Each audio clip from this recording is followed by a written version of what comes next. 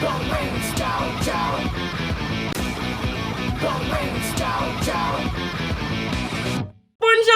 We just finished this week's episode of Jojo's Bizarre Adventure, Golden Win. Now, normally we're the type to read the manga first, but this time around we wanted that gold experience. Subscribe and tune in every week for our reactions. This week it was episode 30, Green Tea and Sanctuary. Woo. Green Day and Oasis. Yeah. They said, I heard him say both of them in this episode. Yep, So it's nice. Green Day. Well, like Jojo in this episode too said golden experience, that gold experience. Yeah. That's good. Yeah, so... Yeah. I was really excited for this. I wanted to see the showdown, but they kind of like teased us with the start of this episode was Bruno's like again we were like facing told, off with Sekko, and well, we're told at the very start of the episode that it's going to be about him because he's like, I'm actually dead, and then he fights Sekko for like a second, and then we're like, oh, JK, that's not what this episode is. We dropped that like a hot potato. Yeah. Because with that, it's kind of almost like a battle between the undead at that point. Yeah. And so what we need to take care of is make sure that we do get our final battle at the Coliseum, which that's my guess. How it's gonna go. If the final battle with the boss is not at the Coliseum, I'm gonna be pissed. Yeah. But we need to save the real living people, and then zombie Bruno can be dealt with next episode, which I'm assuming is what's obviously happening. This was the joyful episode. This is the one with the living still. They climbed up. Giorno did tell Mr. make sure you climb your ass up there and fight so him. I can watch you do that. Mr. just gets fucking lazy. He's like, I'll just shoot it. Like, it's fine. It's in my range. I got this. Oh my god, it was great though, because again, completely understanding. Giorno's like, I kind of knew you were gonna do that anyway. You stay here. Like, let me just not even disappointed in him. And I love that we get full bullet conversations as well. We get monologues. We get color changes. Number 5, OG team. I love number 5. And then we are revealed that Green Day is secretly a snake-spined creature. He's Mukaku from Who knew your vertebrae could go like this? There's a lot of medical stretching in this episode. Personally, I loved it. That was a great the spine movement adds. It was exactly, and it was Very really Jojo. just the perfect Jojo anti-up. I used my crazy ability on myself. Well, and to the point that Sex Pistols thought he had 2 stand abilities. Yeah. And again, they also softcore planted the idea of 2 stand abilities. And that's that classic red herring that he's like, I'll just use that writing tip later. I said it, so it's canon. Yeah, foreshadowed. Done. Duh. Like that one line. Make sure you remember it in 20 episodes. Yeah, it's important. Don't worry. Yeah. But otherwise, it's a pretty straightforward, just kind of rigmarole with Giorno and Gold experience. Though, I will call bullshit. All right. Okay. Oh boy. Okay. Bullshit alert. He turns the bullet into a tree limb. Right. And then green tea causes mold on the tree limb. The tree. Just going back several episodes to the goddamn brick snake. Because it was made from an inanimate object, it should not be affected by the toxin that is the mold. I agree. That is true. I'm just only calling bullshit because of it before, but it's fine. It doesn't matter. We hate it. fine. I just. I get you with that because it's like a bullet, it's not a living thing, and all of a sudden it's like, oh, it's a tree. Bullet tree is the new brick snake. It's fine, okay? It's fine. Giorno brought life to it, so now it makes sense. It's a life that... Everything that Giorno touches is bullshit, okay? We're understanding more and more the real concern about his power. It's not that it's OP, it's that it's just bullshit. It's just, exactly, his power is just... Again, bullshit. And, I feel like at this point, I can kind of say it, that, it's kind of also Araki playing coy with committing to, a stand power. Yeah. He's kind of, I do think Golden Experience is cool in that it can do so many things.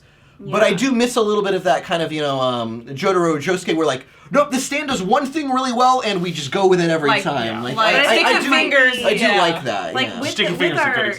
With our coin drop of there possibly being multiple abilities within a stand, who knows, maybe that is activated within Giorno. I don't know.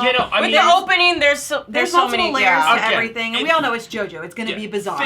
There have been stand users who have multiple abilities, but mostly that's Jotaro. it's just the big guys. It's the big guys who can take off parts of their stands and use them, like or Kira. Take off their arms like Kira, or the 3 acts of Koichi's stand. Exactly. Yeah. So things like that. So there's always that card we played, but Giorno's stand definitely feels different in the sense that it isn't. It'd be something else if he had his healing ability and then this other separate ability and then this other one and then I can use my stand like this. it just feels a little uncreative when it says it's not committal. Yeah, it's just non-committal, and it's there's just pros and cons to it. Like, I do like it. I do like.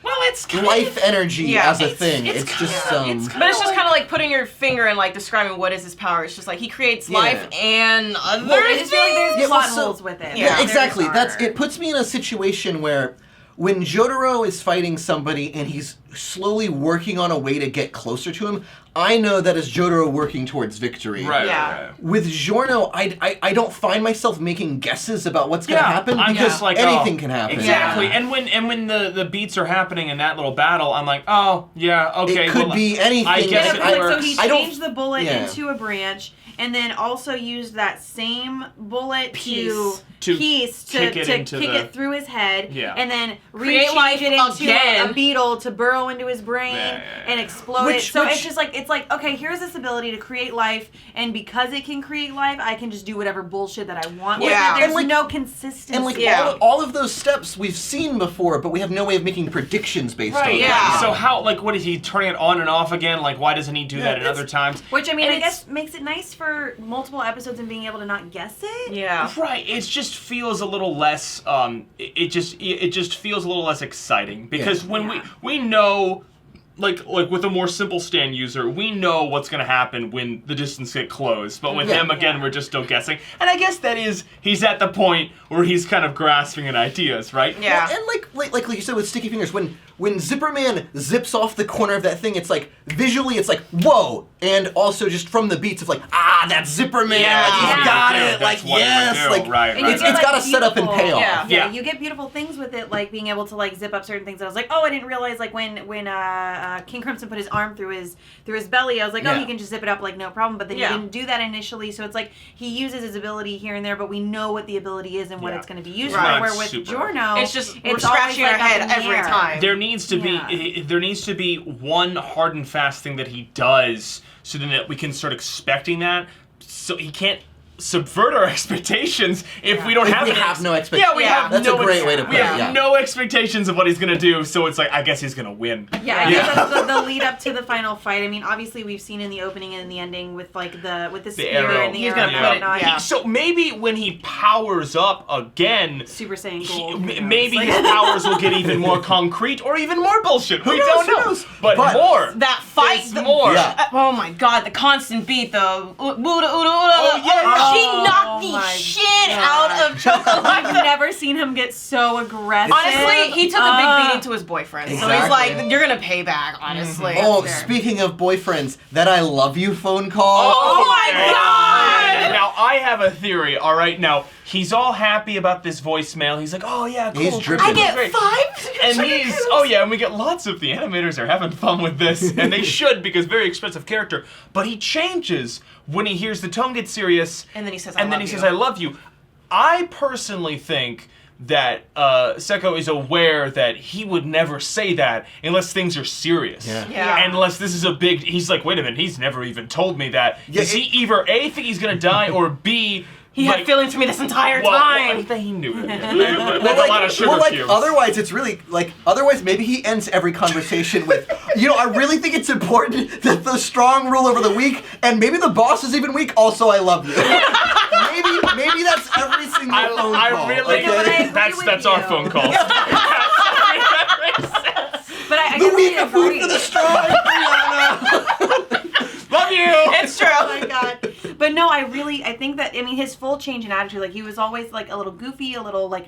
awkward. Like a neurotic, dog. Exactly, like a dog. And when he hears that, his entire mannerisms and attitude completely changed. So I definitely think that was his goodbye to Seko, for sure. Well, and I think Seko knows. Also, there's 2 voicemails. Yep. What's the other one? Oh, that's right. And this was the one before Giorno. I don't think, we're gonna go Jojo logic and like, there was time they might for do a fight. I was hoping Giorno would call. Could be from He's like, hey, BT Dubs, I killed your boyfriend. Sorry. That's not a private line, Colton. Come on. Oh, man. But besides, so he's got to face off against Bruno, but he also, the Grey Tower has returned. Oh my god. The rumblings. so happy. The return of the veteran crusader. Oh my god. He's got the flat top. He's still got some height. He's in the chair. He's got an eye scar and a wheelchair. Yeah. He looks like future Monolith. It's so good. I'm excited. He's like the Stroheim now. Yes. I want to see Monolith reborn. I want to see the stand. Also, is he gonna step in? Like, I mean, he's gonna watch and be like, okay. Whoa! Dude, I just completely see him being. It's so cool because we've been talking about all the different types of stands, and Part 3 stands have come up a lot about how direct they are. I really want to see the comparison. He'll either pull oh, well, no, he's not going to fight anymore. His stand power is gone. That would suck, but I don't think he's going to do that. I hope not. Yeah. But I'd like... Why the hell bring Polnareff back? Exactly. If you're not going to bring Silver Chariot. Thank you. I'd like to see the power comparison. I want to see, how does a kick-ass, OG stand simple power, the one he trained... for 10 years to gain, that's... Didn't have some bullshit with it. Exactly. And we saw how, Jotaro's stand got kind of nerfed, right? To see... I mean, it was still at a high level to the point that, it was the Kira ending stand, technically, right? Like that old school. It definitely... So seeing where it, stands and that, does it need support, or is it just to, you just stab somebody and they're dead? Because I don't necessarily think it's a youth thing, because, older characters don't necessarily have weaker stands. That has never been really a thing. True. There are plenty of strong older stand users in Part 3 and in Part 4, so... Fair enough. Yeah, I'm really excited that he's... Dio had a very powerful stand, and he's hundreds of years old. He's an old, he had OG body. Yeah. It's just all his body. Yeah. But let us know what you guys think of these occurrences in the comments below. The return. And we will catch you next time.